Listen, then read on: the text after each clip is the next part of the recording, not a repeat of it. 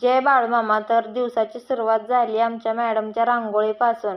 मी अंघोळीला गेले तर आमच्या मॅडमला गावली रांगोळी. मग काय अशी रांगोळी नाच कराय चालू आहे आणि मला म्हणते मी किती छान रांगोळी काढले ना.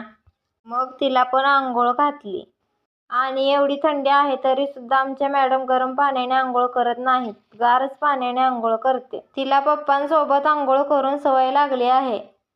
मग पटपट स्वयंपाक उरकला. तांदळाची भाजी आणि बाजरीची भाकरी केलती. तिला भाजी खूप आवडते. मग संध्याकाळी आम्ही चाललोय बाळूमामांच्या मेंढराकडे आरतीला. आणि थंडी तर एवढी वाढली ना. मग ज्ञानेश्वरीला पण स्वेटर घालून असं जादू बनवलं आणि गेलो. गेल्यानंतर 5 मिनिटात आरती चालू झाली. तरी ऊद आम्हाला घावलाच नाही, थोडा उशीरच झाला. हरे बाळूमामा हरे मामा हरे हरे हरे राम राम राम हरे हरे हरे कृष्णा कृष्णा कृष्णा हरे हरे हरे मामा मामा.